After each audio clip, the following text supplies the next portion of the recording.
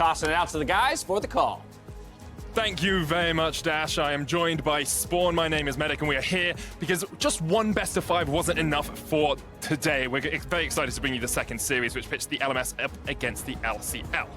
Certainly does, and this is a region that has clashed in the past, as I was mentioning on the analyst desk. This was Flash Wolves versus Gambit this time last year, and let's just say Flash Wolves made quick work of that series in saying that Vega Squadron, whilst bringing some of the similar cheese, do play a little bit more standard than what that Gambit lineup did. So excited to see whether No Man's lineup can lead themselves into what would be an MSI group's berth. It would be an incredible performance by them as well. I think a lot of people think of Flash Wolves as the favorites coming in, almost at the same degree that Team Liquid were the favorites in our first best of 5. Yeah, absolutely. And I mean, let's hit on a couple of the new players of Flash Wolves rather quickly. Rather in the mid lane was the ex-mid laner of Griffin. He's on loan over there. Chelsea, one of their big shot callers and just a playmaker. Boogie as well has played very well throughout this LMS season. He's kind of everywhere on the map, kind of in a similar way as Meliodas, starts a lot of the team fights. So this is an explosive lineup. They actually do play quite a similar style to the VCS, which is why I want to see Flash Wolves play Fongu at some stage. Okay, Spawn, we've set the scene. We've told you everything you need to know about Flash Wolves. We've talked about Vega, who came in 5-1 through the group. So let's have a look at this pick ban phase. Irelia, Hecarim, and Taric taken away by the Flash Wolves, whereas Vega Squadron get rid of the Jarvan, the Nocturne, and Betty's Callista. Yeah, and that makes a lot of sense if you're going to ban away the Taric, because we've already seen that Vega are willing to play it as well as play against it, Medic. So if you're not comfortable on that particular pick in the Flash Wolves, get rid of it. We're expecting them to draft heavily around their solo laners. Sylas, not a big surprise for me. If they go with something like a Jace to round out that AD AP mix-up, they can play the map quite well. But this is something Vega Squadron have shown us already in Plains. The Karthus can be flexed. We've only seen Gadget play it so far, but there is that possibility of moving that around, even giving it perhaps to a Nanosec in the jungle. And it just farms so quickly, right, in the jungle position. So if you're going to play an up-tempo game, you know, lots of clash in the river area, then Karthus is just a nice pick to be able to take towards that. It does, however, have to be coupled with very secure lanes, because obviously it doesn't have the best gank assist until level 6. So interested to see whether that is going to be a pick for Gadget, you know, try and shut down the bottom lane of the Flash Wolves, or whether it can be flexed around. We will have to wait and see. The Tahm Kench will be the second lock for Vega Squadron. That will go down towards Santos in the bottom lane. And it makes a lot of sense to me, right? Because if you're worried about the solo laners, let's get some globals in our comp. Let's get a Karthus ult to maybe shut down Hanabi. Let's get the Tahm Kench ultimate to be able to assist through that 1-3-1, play through that mid lane area. So I think that right now, Vega look very prepared for the Flash Wolves lineup. And that's always a question of the play-ins, right? You've played against your group. How prepared are you for your best of 5? Well, it looks like right now, Vega well and truly up to the task. Definitely seems like it. And of course, it helps that Vega's traditional playstyle deals with those side laners pretty well as well. You know, you want to shut down Hanabi, you want to shut down Rather, and it looks like Flash Wolves are going to play for a little bit of safety towards the bottom lane. It's the Ezreal as the pick for Betty. And this is what we expect to see out of Betty. We expect him to be on a team fight champion. If he's able to 1v2 his lane, even better. Let's, you know, unlock Chelsea, get him onto the map nice and early, setting up dragons. This is a team that loves the 7-minute dragon, the 10-minute Rift Herald, the, you know, break out of the laning phase. And, you know, Ezreal, one of the best AD carries at just parking in mid lane and not being able to rotate around the map. And, you know, Boogie picking up Rek'Sai, also no surprise. They want to have some early game power. They want to be able to go at this Vega Squadron lineup and take fights early. Yeah, that's what we always see from Flash Wolves. Early skirmishes, you're looking at the 7-15-minute mark. That's where they start to go for those aggressive plays. Vega will lock in their jungler here in the form of the Sejuani. Good CC threat and a strong tanky frontline for the Vega Squadron lineup. And this is the first champion that Nanosec has played a second game of at MSI Plains. He's been playing very unique picks so far, you know, willing to pick up things like the Hecarim, had the Kindred and the Kha'Zix games as well, but a little bit more of late game insurance scaling here, lends towards the team fight. This right now means that if I was the Flash Wolves lineup, I'm starting to think about, you know, Akali, Aurelia, and Jace. Which of the solo lanes do I want to get rid of that partner so well with Sejuani? You know, take away some of the early game potency she can have and relegate her towards that late game farming jungler. And especially since Vega Squadron have first pick after this ban phase, getting rid of those powerful flex picks is important. There's the Jace being banned away. Flash Wolves would have liked it on their side, but they have to get it away from Vega Squadron. Vega removed the Akali themselves. And that's a great point. If they do take away the Aurelia from their self, all of a sudden, this mixed damage 1-3-1 kind of falls down, and you're already dealing with, you know, a tanky frontline. Potentially, Boss can go towards something like the Hecarim as well and really beef up that frontline, which means that you would like to have the mixed damage on the top side of the map. The Cannon is the second ban coming out from the Vega squadron. I have seen Hanabi play that 4 times in the regular season, 100% win rate on that pick as well. So no surprises to see that removed. Flash Wolves do have a couple of options here. We've talked about the Aurelia. They could look for, another powerful mid lane ban. The only other thing I can think that they would do is just remove something like the Nico or the Heimerdinger if they didn't want to play against it. Varus is actually quite interesting to me. Does have a good matchup into Ezreal, but you would expect them to be used to playing against the standard. Maybe they're trying to force Gadget away to some cheese. Yeah, that's the thing though, because you already have the Karthus locked in, and we know Gadget loves to play that. So Flash Wolves are saying, well, we're kind of hedging our bets a little bit here. Because of the flexibility from the Vega Squadron draft, you can't be sure that that Karthus is going down towards the bottom lane. Hold the thought for a second. Okay, it is going to be an Aatrox. I saw the Renekton flashed, and talk about gank assist coming into a Sejuani lane. The tri-auto attack, immediately applying that stun proc. But in saying that, a very nice lane right now set up in the top lane for Boss against Hanabi. If that is going to be a Sylas top, I would expect it to be the case. Hanabi does take a lot of resources for his team, does pay it back in pressure, if not in outright damage for the squad. And I think that this does set Boss and Ananasik up for some success in camping out that top lane. It will also be only the second Aatrox we have seen at the tournament. I believe it lost last time, was played by Mimic in the Bombers versus Fenerbahce match. So expect Boss to have maybe a little bit more agency on that. The next pick coming out from Flash Wolves, the Galio, that's going down towards the support, gives you a bit more map pressure. And there's the Gangplank last, so it is an AD threat coming out from Flash Wolves. Yeah, it certainly is, and we've seen Gangplank played by Impact in the last series and certainly had a good performance being able to outplay some of the ganks, but it's that trough that I'm worried about. We've spoken how active Flash Wolves want to be on Summoner's Rift. Well, now you've got an Ezreal, has to come online. You've got a Gangplank, once again, more in that scaling basket. Can you really look for those 7 to 15 minute team fights when you are playing the scaling game? Big question marks around the Flash Wolves comp compared to how they play domestically. I love this from Gadget, though. It says the Karthus was a flex all along. We're going to take Vayne down towards the bottom lane. Karthus goes, you would expect, towards mid. Of course, could go towards the top lane, but Boss at the moment is on that Aatrox pick. Yeah, and whilst I don't hate the Karthus mid lane, I do think that it is a risk into Radha, because giving him now a global ultimate to be able to have such easy access to, right? Doesn't have to try and find the jungle. It doesn't have to take a trip down bottom lane if you wanted to play around Hanabi. Instead, just going to be parked out in that mid lane. Does mean that the early game fights become a little bit easier again. You've got a Rek'Sai, you've got an early Karthus ult coming out of your mid laner who's going to be stacking up that AP. In fact, they might have just changed it. Is that going to be Vayne mid for Nomanz? It is a possibility. We're past the 20-second mark, so Vayne's mid is going to be picked up. Now, Nomanz has played this in the regular season. He has a 100% win rate, has played it once in the regular split. I remember it being a super-duper pocket pick, but I really didn't think they'd crack it out on the stage. Vayne into Sylas. That is a matchup we will have to break down when we get on into the game. And not only Vayne into Sylas Rek'Sai. So much CC coming out of there. Pre-level 6, there is a target on that mid laner's back.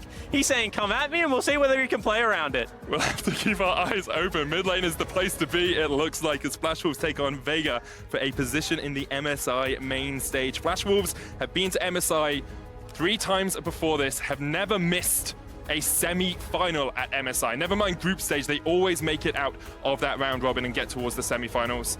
And I'm sure all of their fans at home will be hoping this year is no aberration. Especially given the changes that have gone through for the Flash Wolves. As a team, completely rebuilt, 3 new members, new coach, new expectations for the LMS region. Excited to see whether they can, continue to climb into that glory of the semi-finals. It's going to be a tough task, however, as I feel like this MSI is quite stacked. It's incredibly stacked, and Vega Squadron trying to show that they are here to party. Of course, it was Flash Wolves that knocked out Gambit last year, taking them down 3-0. And it's kind of been a few years before, since we have seen the rise of the Commonwealth of Independent States. I'm looking back to Albus Nox Luna days, Gambit Gaming days, when they were really at their peak. Sure, Vega Squadron will want to show in their first international tournament that they can challenge those old names. Especially considering the fact that they went through some of those legendary players to have their MSI berth. This is a team that, did drop 4 games during the regular season. Didn't look shaky by any means, but were not the favorites coming in, analysts betting against them. But able to prove people wrong, came into Group B, big expectations, and absolutely crushed it. They absolutely destroyed their group. Now let's get on into the action because there's so many unique and interesting picks here for me, Spawn. We talked a little bit about how Flash Wolves have this 1-3-1 composition, but what are Vega Squadron looking to do? And that's what I was going to say. They also have a very good 1-3-1 comp for themselves, because if you get Vayne towards 2 items and a QSS, one of the best jewelers in the game, you throw on, you know, the Tahm Kench ultimate to be able to navigate around the map, a good global there from the Karthus as well. This is certainly a potent setup. They can go towards 6 teleports in this game, Medic, as well as a ton of global ultimates. Expect for there to be fireworks early. I'm looking forward to it. Gadget actually stayed in the lane here early on. Ananasik was helped out by Santos in the jungle, but Gadget just chunked out a little bit. You expect this, you know, Ezreal, Galio, the Winds of War, the Mystic Shot combo. It's going to be a bit hard to deal with in the laning phase. And just very hard to get priority against an Ezreal early who's able to spam out for the attack speed through the Mystic Shots. Not to mention, all of Chelsea's kit is going to be AoE, and he's got himself a Relic Seal. So you're exactly right. They're just going to look to push in. Gadget's not too perturbed by that. Just wants to be able to scale up. Karthus, the longer the game goes, the happier he is. Scales off both levels as well as the ability power. I mean, I think you can say that for almost every champion in this game in terms of scaling. Like, I look at the Vayne, I look at an Aatrox, they're both pretty good scaling up. Sylas, Gangplank, Ezreal, all of those are very happy getting to those 2-3 items or so. Yeah, they certainly are, and at the same time you can see No Man's kind of bucking what I thought was going to be the laning phase, pushing into Rather, and you can see he got a very cheeky ward into the Raptor camp, so also spotted out Boogie's first clear. Hanabi trading into boss in the top lane. Across the board, just skirmishes starting to happen. Boogie's going to spot out Ananasik here. Ananasik does have the smite. Boogie's is still on cooldown for the moment. Yeah, one of the cardinal sins, however, is contesting without mid lane priority. You've seen Rather has come across, but now it's just going to mean he loses out on some experience, some gold. Boogie will get the Scuttle Crab, and kind of the pressure dissipates. Yeah, the level advantage, I think, for Boogie over Ananasik means that you can't really pressure that too much. Ananasik just goes, gets his Razor Beak, says, okay, you know, I lose out on the double Scuttle. It's not the end of the world for me. This top lane, however, is becoming quite rough, and another invade onto the top side jungle. And Boogie coming in will land the knock-up onto Ananasik. Ananasik will knock him back. No Man's on his way up, but already Boogie gets some damage down. Still has the smite as well if he wants to steal away this red buff. But with Hanabi being able to push in top, he can just rotate down. And that's why I was saying Hanabi's lane becoming a problem, because topside jungle is up and available right now for Ananasik. He wants to be able to clear out those camps, get himself the level 6, but with that priority, not going to be able to go for it. Trade aggressively in there by Betty as the Arcane shifted forward. Actually, Santos very low, still has the thick skin, so they can't go in for the full engage.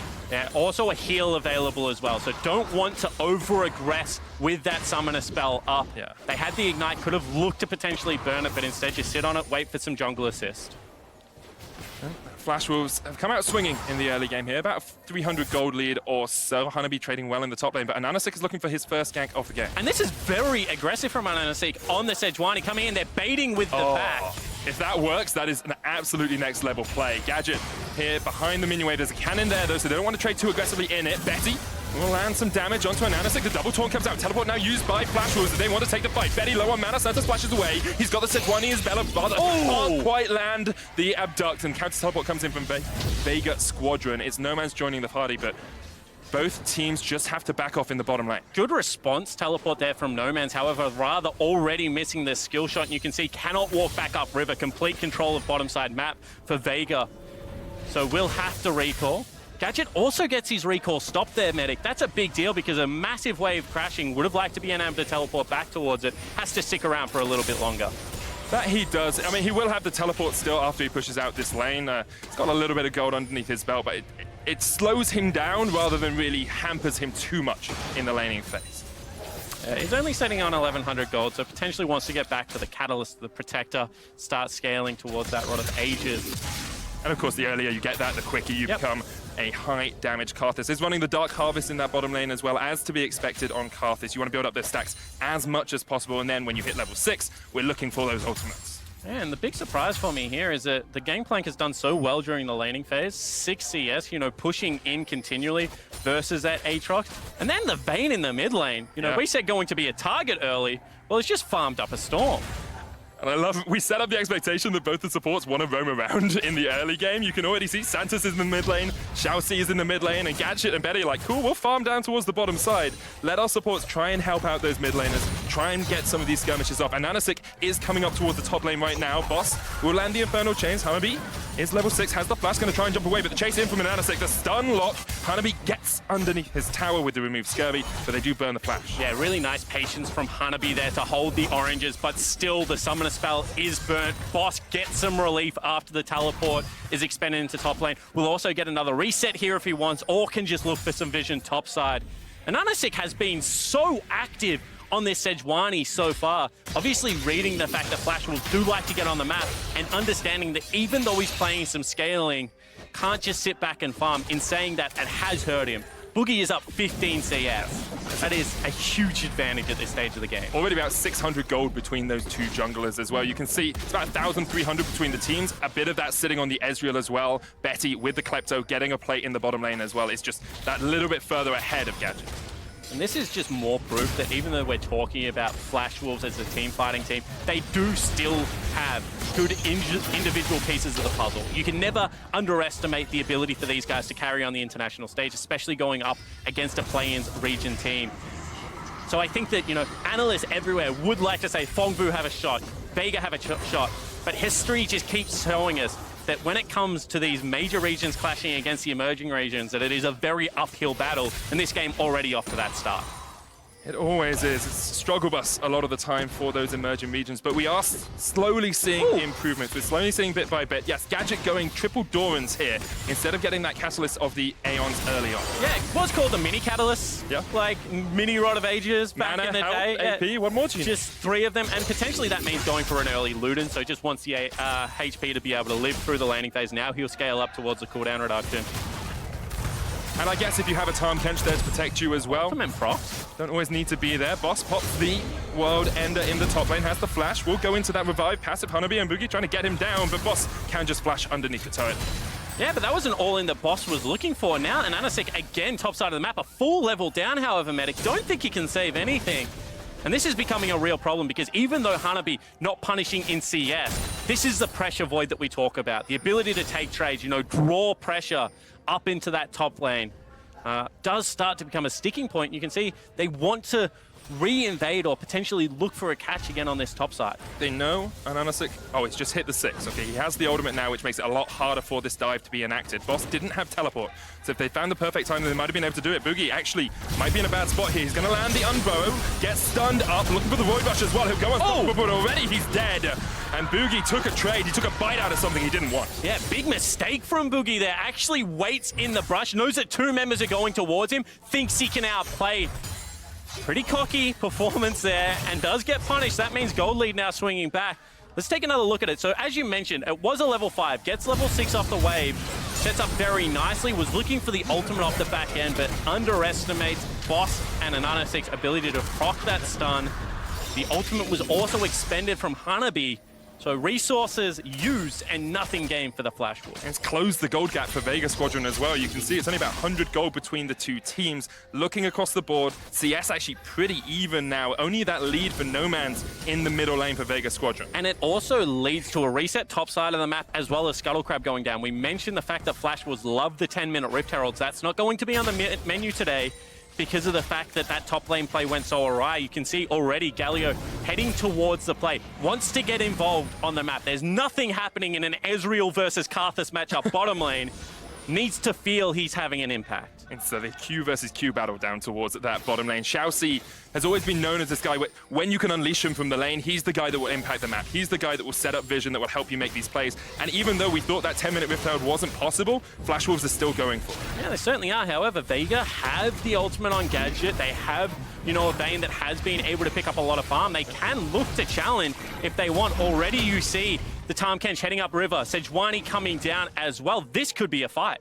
I hope it is. And Anasik here across towards the side, puts the control ward in the pit. Flash Wolf still on that Rift Herald. The Eye's not going to proc now. They've got it under the 2,000 health threshold, and Anasik jumps in, look for the spot. He'll steal it away. Rather uses his own ult against him, though. Boss going to come in with the World Ender, trying to get towards that Rift Herald. He just needs to get the Eye, but instead, he will take down Boogie. Santa's here as well as Vega Squadron step forward. No Man's on his way. Vega will take the 1-for-1 and steal away the Herald. And the telegraph play is just on accounts for everyone to look at. 10-minute spawn, Rift Herald start. started up against pressure on the top side of the map. They trade 1 for 1, they lose their Herald. This game getting dangerous for the Flash Wolves. But what I love about it is it shows Vega Squadron have done their research about Flash Wolves as well. I mean, also the fact that they were just sitting on ward, you know, a Rim Scuttler. I didn't need to research all that much when it was an open book test medic. This just looked like a hurried, rushed play out of the Flash Wolves lineup, and Vega correctly punished them for it. That they do. Boss even getting in and stealing away the kill on towards Boogie. Let's have a quick look at the first completed items. It's the Cinder Hulk and Nanasek here on the Sejuani as expected. It's going to be Blade of the Ruin King first for No Man's in the mid lane. And we're talking about the fact that this guy was 15 CS down. He was so active. He was just looking for plays. Well, given the fact that Boogie's just been killed twice, both in very questionable decision-making plays, he's been able to catch up back ahead. And, you know, the tanks always scale better than the carries in the jungle position.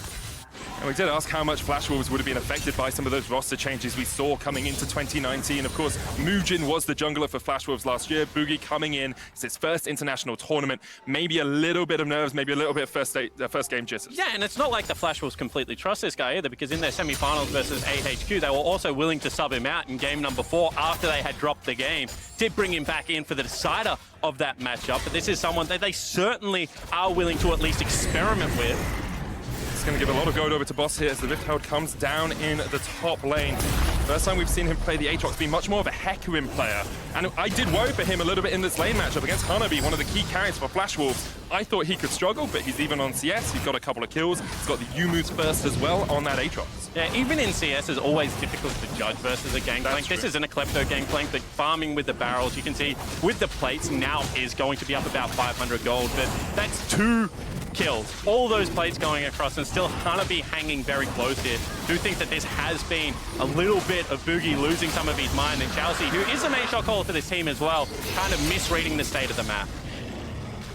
And next steps for these teams as Vega Squadron take their second neutral objective in the form of the Cloud Drake. You've still got scaling. It is the Luden's first on Gadget that we talked about, so he'll be building up a lot of damage as we come towards those fights. And this is getting worrying, because all of a sudden you've fallen behind. You've got yourself a Vayne, who I thought was going to be very easy pickings for something like a Rek'Sai. No attention going towards it whatsoever. Then you've got the Karthus and Tahm Kench. You know, maybe we can pick on that, like get priority dive.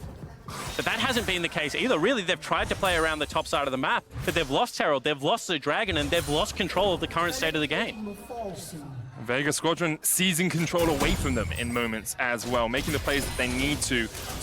We talked a little bit about the trough that comes out from Flash Wolves as we get towards these items. It looks like Vega are going to hit those first items sooner, and especially on someone like a Vayne, that's such a powerful point to be at. Yeah, it certainly is, and that's the area that has impressed me throughout the state of this game. From level 1, No Man's has had control of that mid lane wave.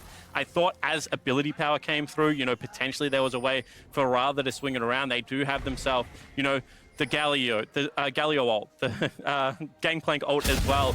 One of the best early ganking junglers in the game that just has been able to play with these double control wards. Great map setup from Vega with kind of reckless abandon. It's working out for them so far. Worked out for them in the playoff stage as well as Nanasek up towards this top side, just trying to catch out Hanabi. But you can see Xiaoxi once again is on the top side of the map. He's trying to make those reactive plays if Vega do anything. And the longer this laning phase goes for Vega, you know, with the scaling they've got, a Vayne, a Karthus, you know, Sejuani jungle, the happier they are going to be. I don't think they're in any rush to break this map open. As soon as they get a long lane as well, No Man's teleport back up and available. You just throw him into that area. Tahm Kench and Karthus protect him so nicely. So the current pace of the game suits Vega. We said that Flash Wolves, when all else fails, get active. Well, it looks like they can't do that. They want to pump up the pace a little bit here. Spawn, they're going for the top lane dive. It's Hanabi underneath the tower. Xiaoxi here as well. All the teleport's going to join the fight as Vega maybe bit off a bit more than they can chew. Rather get stunned up and counters it as Nanasek locked down with his own ultimate. Flash Wolves will get the kill, and Vega made the play happen, but then lost out in the end. Yeah, and they knew that Gadget could not follow. There's an ultimate to come, but no Karthus himself. They also expend Hanabi's ultimate to answer on the other side of the map. The experience of the Flash Wolves lineup, you know, that cool head in a pressure situation shines through. Being in the right position at the right time. Shouty was there. He was ready and waiting for that top lane dive to happen. And maybe Vega a little bit too antsy, a little bit over anxious to try and make this tower dive work. Yeah, and I think even more impressive, the fact that, you know, with full jungle on the bottom side, are Boogie's there to respond to the gank as well. Hanabi able to clear out majority of the wave. Double teleports coming in. We spoke about the fact that there's 6 of them and some global ults to boot. Just get everyone in the top lane. Let's have a little bit of a brawl. And then we still have Hanabi's there to answer on the bottom side of the map. However, big window now where Vega will have control of the globals and should be able to set up in the way that they want. And for a while, we'll have a 3 teleport to 0 advantage. Actually, Nomad's just used his to get back in the mid lane. So only looking at Boss having that TP advantage down towards the bottom lane. Vega can enact this 1-3-1 to a degree at the moment. They've moved Gadget up towards the top side. They've moved Boss down towards the bottom. And that does surprise me, Medic, because as you pointed out, No Man's teleporting back into the mid lane. We said this is a guy that probably wants to be in the long lane. You know, Aatrox can still go up there. Melee champion plus Sejuani always is going to have threat, especially with the World Ender and 2 items picked up. However, I feel like Vayne deals with open spaces probably the best out of the Vega lineup. Also very interested that still parked in this mid lane with Tahm Kench as well as Akathis. I thought this would be enough mid lane priority to kind of dictate the pace of the map and play towards the sides, but obviously very happy with how the map has played out so far, not wanting to mix anything up. Maybe just waiting for, you know, those 2 items, 2.5 items, the real power points for this composition. When Vayne gets a Ginsu, she's so powerful. When Gadget gets a little bit more AP underneath his belt, he can really impact these fights. And as you said, Aatrox Sejuani is enough to force Hanabi back away from his tower. That was a force, and I think that it was an appropriate force to go for, because now the map finally starting to open up. We do have, once again, standard lanes resuming. It's not like Flash Wolves are strangers to standard lanes. One of their games kind of went for a 22-minute laning phase into a Baron, into a closeout that I was watching the other day. So they do like to also lane pretty long, but so far, if anything, I've been more impressed with Vega's read on how Flash Wolves want to play, and I think that they've beaten Flash Wolves to a lot of the punch outside of that last turret dive. They definitely have, and I think it's always important to sort of tint our words with the idea that Vega are a playing team, and so we expect Flash Wolves to have the advantage. We expect them to make plays like this as No Man splashes away, rather underneath the tower. Santa's coming in with the Abyss of Voyage. There's the Requiem. Death from above as Rather gets locked down. No Man's gets the kill, and once again, it's great reactions from Vega. Yeah, and once again, an overreach from the Flash Wolves because you don't have the globals. Now mid lane under fire. Let's see if they continue the play. This is all you have to wait for. Boogie's actually jumped away from this, and the Nanosect can just catch him out. True Shot Barrage comes in from the Ezreal, coming up towards the lane. Betty trying to help out his team, but now Vega can pull down. There's an Ocean Drake here. Gadget's pushed in the bottom lane, and Vega have priority all over the map. And Gadget just the beneficiary of this, being able to hold on to his teleport, farm out bottom lane. He's now level 11. He's got himself a 10 CS lead. They want to continue here. Yeah, Nanosect jumping in. Boss on the chase as well. Xiaohu gonna get stunned up with the Glacial Prism. He'll flash away. And Flash Wolves will just escape for the moment. But as you say, Gadget definitely the beneficiary, going over 10 CS a minute. And every single time it looks like Flash Wolves have a way into the game. You look at the map and you know now that's this time No Man staying at home in that mid lane, being able to take down another turret with the help of Tahm Kench. Everything opening up right now, 2,000 gold, the lead. And we got to keep going back to it. The scaling is just all there for the Vega Squadron lineup, and Flash Wolves' decision-making so far leaves me with no confidence that late game they're going to be able to execute around this. Yeah, we said Flash Wolves can play 1-3-1 very well, but Vega seem to be doing it incredibly well themselves. And when you're hitting 2 items before your opponents, if you both scale equally, you are at the advantage. And this is No Man's nearly caught out. The great use of the ultimate and willing to burn an early flash means that teleports now have time to complete. Timing on the Karthus there as well, doesn't hit a stopwatched up user. And it nearly looked worse. I mean, you pointed out, Boogie nearly got caught on the bottom side of that jungle. There was an Nanosect there with an ultimate available. Does manage to escape for his life, but now turret's falling down. Dragon's firmly in control of Vega. In fact, every neutral on the map has kind of been theirs for the taking. And this is taking away exactly what Flash Wolves want to do. They want to get to these objectives first. They want to set up. They want to make sure that they're the teams making the proactive play. Well, Vega's kind of read them and is getting them there first. Definitely are at the moment. Now, the question is, can you take the next step? That's always what we see. Fongru Buffalo against Team Liquid's early game was incredibly strong. They had 1,000, 2,000 gold lead from here, but Vega now need to show us they can convert that gold lead into an advantage that snowballs the game away from Flash Wolves. And Flash Wolves kind of need to just put the brakes on the game and retake stock, because you can see they're still looking for those aggressive plays. But doesn't look to be there right now. And bottom side of the map, once again, you got Hanabi in this 1v2. Caught out with a couple of layways. We'll put the barrels down as well. Santa's just chasing him away. And I do want to bring our eyes to Hanabi, because he has consistently been the carry for the Flash Wolves across the LMS. He was the top laner that really dominated for them.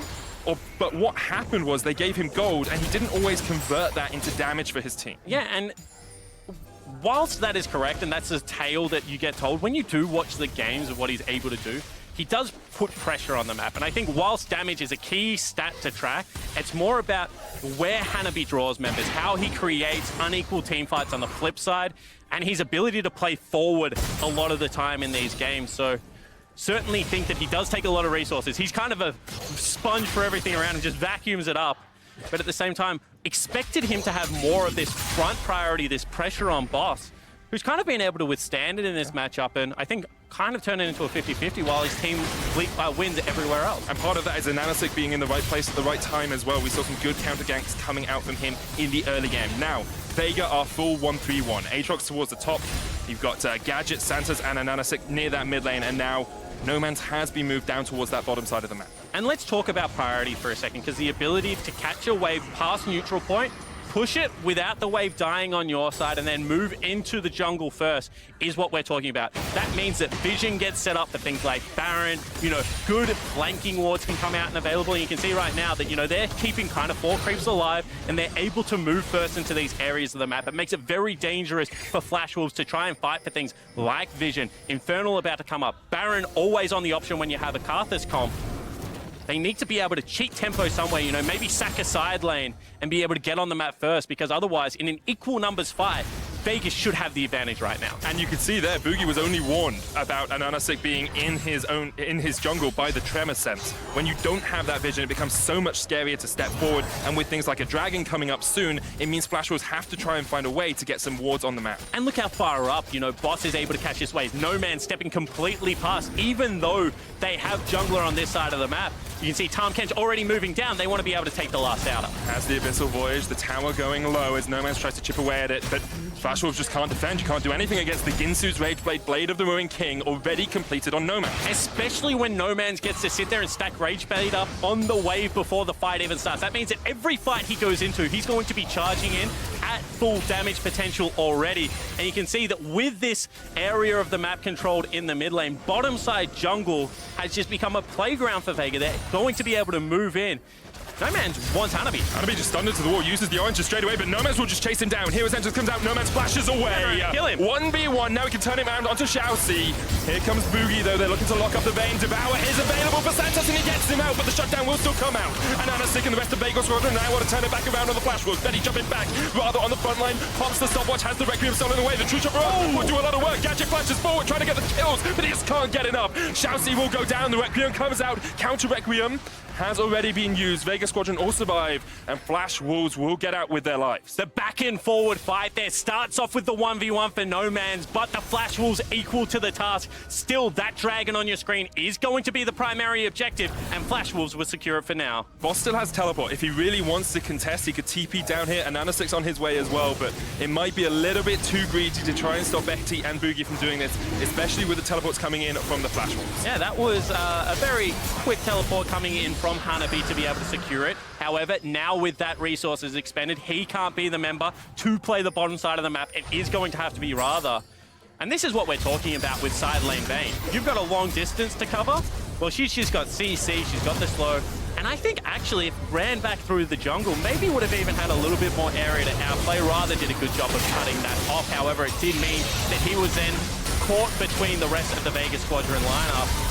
And Boss flying in here. You can argue about the target prioritization of the Vegas Squadron. Boss trying very hard to, I guess, separate the back line away from the rest of the team fight. But in the end, it is a 2-for-2 trade. And you can see the potency that Vayne is going to have on the side lane. Didn't have to burn the teleport. Can just go back and set up Resonancy down there. So powerful. Going to be up towards the top side with the Baron up. It makes sense to have your strongest member on the strong side of the map. Boss still has TP down towards that bottom side as well, so could join a fight. And now we'll see how good Vega's vision control is. You want to deny as many wards as possible around this Baron pit. Keep Flash Wolves in the dark as much as possible. Yeah, and this is going to be a 2-item. Ooh, that's going to be a 2-man Baron. But the wards just outside the pit will spot them out. It means Vega can't really do too much about this, and that's why the stages, the setup for a Baron play are so important. Make sure the enemy team hasn't been there for a few minutes, so you know all the vision's dying off. Clear it out, get your control wards in, and that's what we want to see from Vega. Absolutely right. And at the same time, we want to see patience because their team scales. So just hold them there. You've once again got push bottom lane all the way to the tier 2 turret. You're getting first access to mid lane wave.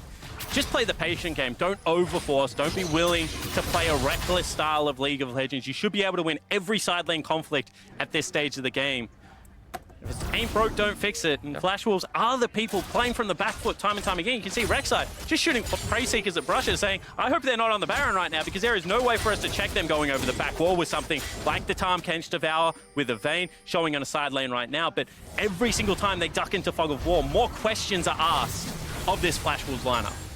Gadget sitting at 2 items as well, just landing those layaways. Betty down to 2/3 HP, and Noman's had just recalled. He's now finished his Phantom Dancer, 3-item Vayne, well and truly online. Whereas across the other side, Flash Wolves, you've got a more on Betty. That will help him out against the Karthus. You have Trinity Force Yumu's completed on Hanabi. You've got a couple of items on Radha as well, but they're not keeping pace with Vega. As far as Radha versus No Man's goes, that's a wash. Like, don't even talk about the lane matchup anymore. No way that goes in a 1v1. It's going to be all about the ultimate utility. Nothing? Oh, that's cheeky. That is super cheeky. Can he solo it? I don't think he can. Okay, now I think they've seen the Sejuani come across. Hanabi's going to join them. Boogie's down towards the bottom side of this. Xiaoxi has just backed away. Teleport coming in. Flash Wolves know they have to take the fight, but Vayne is out. Lots of teleports being used here. Flash Wolves had no idea. They used both teleports. That is an absolutely abysmal play from the Flash Wolves because now Vega can just push the side lane. And they just are so patient. Exactly what we asked for from Vega. You know, the setup of the vision, block them out for the 3 minutes and just play your side lanes nice and calmly. Just got them the best reward of all. 2 teleports expended. Now Radha, who I don't think can contest the side lane, you know, down on items, has to try and fight here. If you're not able to generate pressure, Vega can just move back in, take away all of that vision, and rinse and repeat, but this time without the ability to get 5 members there. I'm really impressed by Vega so far. As you say, their patience. Like 5 minutes ago, we asked, can they play it out? Can they keep their advantage snowballing away? That's exactly what they're doing. Yes, the gold lead hasn't extended by that much, but they can just make these plays around vision around the Baron. And we always talk about what these planes, these wild card, emerging regions can do to upset the major regions. It seems that you need some confidence and swagger, play your game, but it also needs to have something, you know, a little bit cheesy about it. And I think that right now, Vega are showing that not only do they have both of those components covered, but they also have the patience and the trust to slow down when they have to. And that has meant that this game has kind of been a bit of a shutout for the last, you know, 10, 15 minutes of being able to dictate the pace since that Rift Herald. And unless a major mistake comes through, you're going to have Karthus on level 16 with 3 items. You're going to have a 4-item Vayne just around the corner. And this is a recipe for disaster if you're a Flash Wolves fan.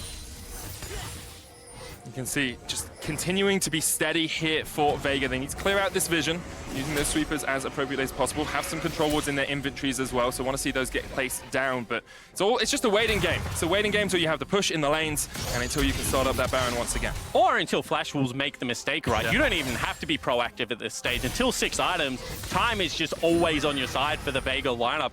Hold them in this position, make them get desperate. They're playing Rek'Sai, you know, they're playing things like the Silas as well that don't necessarily have the best teamfight impact if the teamfights are just short and over in an instant. If Silas gets, you know, 3 rotations of the ultimate out, completely changes the makeup of that. But in these short, you know, burst 1 member out, use a Karthus ultimate, use an Ana 6 Sejuani's ultimate. They don't have a great face checker outside of Xiaoxi as well. So many things for the Flash Wolves right now, just not in their favor. We start to move from the position where you use Karthus Ultimate as a closer to Karthus Ultimate as a start for the fight as well. You can see No Man's ready and raring to go. Already level 17, highest level on the in the game on that Vayne. 16 coming up on its way for Gadget. And because of the pressure in bot, Boss can just take a dragon for free. And a great dragon to take. Not because it's an air drake, but because we're about to hit 30 minutes, and that means it is going to be... Not the auto spawning. I thought he was going to wait. I was going to say, I thought he was going to wait a second. 2 areas of the map to play. Apparently he only wants 1 right now, Medic. Yeah. maybe you just want another dragon, you know? Four Dragon Elder is better than 3 Dragon Elder. Yeah, potentially fishing for an Infernal, something like that. You know, you have a 33% chance of it coming up. Obviously, hit the ocean, Freak's favorite Drake, but maybe not mine, so... Not at the 30-minute mark, I don't think. Doesn't give you that much strength. Now, Noman's and Anasik are trying to set up something here as Betty steps forward. Thinks he's free and clear. He's spotted out. And Anasik, you're going to go for this. Glacial Prison is available rather around the corner as well, and you can see Vega Squadron patience. Patience here. And what are the steps? They don't have someone creating pressure in the bottom lane. They didn't have complete mid-game lane priority. They didn't have their deep ward, so don't go for the play. Be patient, you know? Wait for Boss to be able to answer that wave. They go over though. Flash in from Xiao, and already they got the shutdown on Gadget. Now they're fighting in the middle of the Death Defy. No Man's on his way across. Xiao, Gadget doing quite a lot of work as the Maw is propped on Betty. He's got that lifeline back. Vega Squadron will just try and retreat, get behind their tower, and defend for the moment. Great pick there for the Flash Wolves. Will lead to a mid lane turret, you would have to think. Only one Flash expended as well. Probably a good price to pay at this stage of the game. That is a little bit of the weakness of the Vega Squadron composition as well. If the Karthus is dead and only Vayne's left there, you don't really have the easiest wave play in the world. Yeah, and that is where Santos needs to know exactly what Gadget wants to do. You cannot be a step behind because a catch is available. Even if they're both taunted, it can be difficult given the fact that no Spellbook is being run, no cleanse there for Gadget as well, for Santos as well. So difficult scenario to navigate for Vega. First mistake of the game cost them a turret, cost them a little bit of positioning on this map as well. I mean, mistakes at this point are so much more costly than mistakes in the laning phase as well, especially when you're running against 2 comps that scale relatively well on both sides. You don't want to be getting caught out. All it does is delay the game, and it allows Flash Wolves that little bit more pressure in the game. And potentially the first sign of some frustration, because immediately they get back on map and they want to just start hitting the Baron. Flash Wolves should know something is going on here. Vega Squadron shredding through it, down to 7,000 HP. Boss on the front line, Betty trying to come in as well. Here's Rather up towards the top, off the Glacial Prison, off to Santos, going for the fight. It's secured by Vega Squadron, but who's going to take the fight in the end? The Requiem comes out, No Man's solo, trying to do what he can. So much damage from Flash Wolves, though, taking on the Boss. Jumps straight back in, now it's a 2v3 in favor of Vega. Boogie turns it around, Shall see there as well, and Anasik cannot get across the wall. Santa's will fall, and Anasik needs to get away. Just keep that Baron alive. And it looked like they had got the Baron and got out cleanly. However, Boss wants to re-enter the fight, does so without World Ender up and available. Flash Wolves turn it.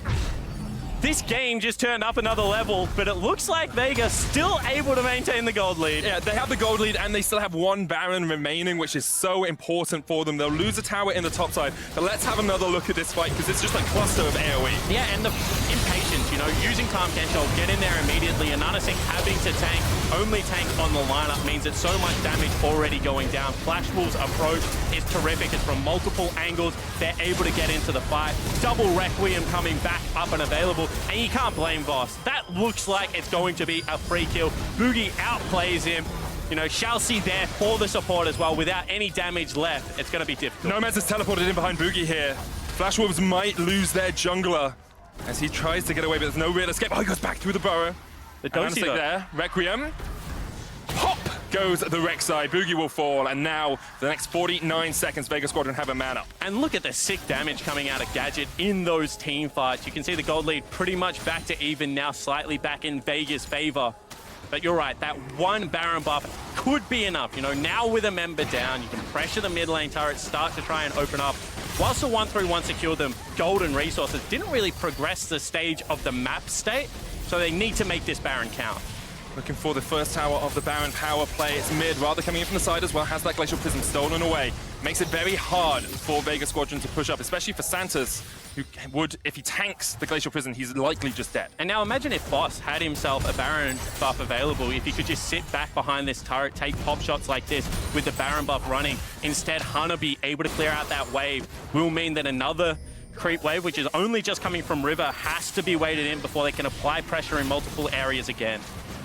Mid lane tower down to a third. There's the Glacial Prison. Hits onto Santos. True Shot Barrage comes out as well. Santos still has the thick skin. Will keep himself alive for the moment. Redemption used as well. Flash was just trying to keep the tower alive for as long as possible. Wave is pushing in top, but by now, Hanabi has been able to come around and react. And this is the thing. If you don't hold the wave, the mid lane and side lane waves do not crash at the same time. So you can see as they're just pushing through as quickly as possible in both areas, means that they're unequal bounces. Even bottom lane wave being neglected, teleport being used in mid lane again. This is getting a little bit sloppy from Vega. I would like to see them go back towards that 1-3-1.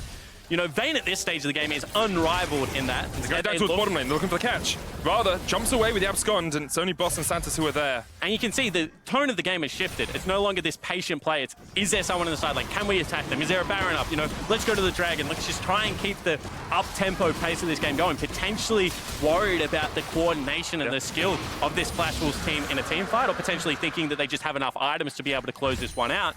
Certainly looking for the death blow either way is a Vega Squadron. But as well, the longer the game goes on, the closer Flash Wolves get to being full items, to being equal in terms of items with Vega. Look at it, you've got fully built Betty now. He had nothing left for him to buy. You've got Rabadon's Death Cap on its way for Rather. You've got a GA finished on Boogie. Like, Flash Wolves seem to have been able to weather a little bit of the early storm when that Baron was being set up for, and now actually scaling well into the game. Yeah, and the only problem with that, right, is that when you see Chelsea, his ultimate, way more impactful in a team fight. If you want to start ramming heads with something like a Galio, impact for what it can have over a Tahm Kench is just completely different ball games. While Sejuani should be able to have more pressure than Boogie in these fights, you know, with the triple item, can potentially assassinate someone like Gadget before he can even join the fight. You're giving options in the 5v5 to the Flash Wolves that I don't think they have in an isolated 1-3-1 scenario. Well, that's what's happened here. Nomads goes up towards the top lane, Boss down towards the bottom side. So it's a bit of a 1-3-1. Hopefully, we'll see Vega hold this for a little while because Flash Wolves are looking for the fight. Rather has the World Ender stolen away. Gadget will flash away. Santos, once again, not coordinated with Gadget. Wasn't there to help his team, and he has to flash as well. Yeah, both flashes burn. However, there is side lane pressure, and, you know, this is what happens in a 1-3-1. If they miss their shot, even if you have to burn summoners, you get the free objective on the bottom side of the map. One more mistake like that, base is opened up. You can start looking for things like inhibitors. So I think that the Vega's discipline to burn the summoner spells early, you know, get themselves to safety, not give anything up while still gaining ground is going to be key as this game progresses. With a minute left before the Baron comes up as well. It's pretty much neck and neck. 3,000 gold between the two teams. Quad Dragon on Vega, double Cloud, double Ocean. Whereas Flash Wolves do have that Infernal sitting in their back pocket. And if you're going to have one drag in this game, I'll take the Infernal. A lonely Infernal is not a bad one to have, especially given the fact you got yourself something like a Gangplank, you know, Silas, Rek'Sai. You have pretty much 4 champions that very much benefit from that. A couple of airs and a couple of crappy oceans at this stage. Sure, they keep you healthy in the side lane, gives you some mana. But at this stage, I would still appreciate the Infernal. Yeah, I totally agree with you, especially with the power that you have. Imagine Vega having that extra damage on the Vayne, extra damage on the Karthus would be absolutely game-breaking. But now, we do see Flash Wolves setting up around the Baron, getting a bit of vision in here. Hanabi still down towards the bottom side. That's where he's lived for the last few minutes. And now this becomes crucial for the Flash Wolves. You want to be second to the Baron, but you don't want to be that second that the Baron's already gone. You want to catch them in the process while it's quite healthy, where, you know, things like the Gangplank ultimate, like that Karthus ultimate you just stole, can be hugely impactful. At the same time as Vega, shut them out of vision again. Get someone on this bottom lane. You've got Boss already with a teleport up and available. Trust that your carries are not going to get caught and play the map in a disciplined fashion. Boss looking for the flank instead of going down towards that bottom side. You can see that Boogie's up towards the top side of this as well, trying to scout out people with the Prey Seeker. Hanabi could go down towards bot. There's the True Shot Barrage, hits onto Gadget. It's only about a third of his HP gone down though. Santos will heal up with the Thick Skin. Also will heal up with the double Ocean Drake. So maybe, potentially, Ocean Drake coming in clutch here. Reap was right all along. Some Melons as well, just to top himself off. And this is turning into a little bit of an ARM medic. This is both teams not wanting to give an inch, you know, not necessarily trusting the map play to such a high level that they don't think someone's going to get caught out. Flash is up and available for the Flash Wolves members. You know, you're looking at Boogie, you're looking at Chelsea, the 2 people that will pull the trigger on the play. If it isn't available for Gadget and Santos, maybe this is the way you have to play. 5-man Death Ball, stack into it. Bottom lane is building a wave into Vega right now, so someone eventually has to go and deal with this. It's true. I'm wondering if Nomads is just waiting for the Infinity Edge here as well. He is sitting on 2,300 gold and has a BF sword in his inventory. Okay. I agree with you, like, that you can still have someone in a side lane if you're waiting for an item. You can still play relatively safe, but maybe Vega's just a little bit apprehensive, as we say. Weren't expected to challenge Flash Wolves this much, and when you're so close to a game win, you don't want to throw it away. And this has been a terrifically patient performance from Vega. Don't want to take anything away from this lineup. And now, as soon as they see one on the side lane, they go back to the Baron. Here we go. Requiem comes out straight away. Vega just disengaged. Don't need to do anything. The Locket did come out as well, perhaps a little bit late there. It's not stopping the Requiem. And potentially that's what they were looking for, rather sitting on the Requiem for such a long time. Get rid of the best ultimate we have available. Let's go get our Infinity Edge and come back into... Ooh, he sold it. Mercurial. That makes sense to me. You know, more ability to survive in this team fights, a crucial cleanse that as he's running teleport will not be available in his kit. I like the discipline from Nomads. More damage is not required. You already have enough. Let's go with some safety. Elder Dragon up in 20 seconds as well. Now we do have that two-side of the map approach here. Where will Flash Wolves put their pressure? Because whatever side you give up, Vega Squadron are going to look for that objective. Well, you don't want to give up Elder Dragon because that's a 4-Dragon Elder that they can therefore force with. So I expect them to fight for this quite hard. They're trying to gain control over mid lane. Steps being followed correctly right now from the Flash Wolves. Boss, however, is on the flank. See who pulls the trigger first. Elder Dragon down, 7,000 HP on it. Boogie looking for the entrance rather than betting up towards the top side. And Anasic's going to catch out Boogie with the Glacial Prison. Boogie almost goes down, has the Guardian's Angel though, rather jumps at the back like Gadget in the middle of the whole team. Santa's still alive with a thick skin as well. Gadget's shut down, but the Requiem comes out and Boogie will be caught by it. He goes down. Jungler down for Flash Wolves, but Flash Wolves continue to look for the engage. Rather taken out by Santas. Nomads continues to push forward here. The final hour, maybe the final shot into the hearts of Flash Wolves in this game. He takes out Shoutzy. He can continue to chase. Hanabi can't even get the barrel off. Nomads with the A move skill. Double kill for the mid laner from Vega. And a pop-off performance from Nomad, counting CC, timing everything to perfection on the back end of the fight. And that means they'll look for the end potentially through the top lane. You've got 30 seconds left on Radha, 26 on Boogie. Can they take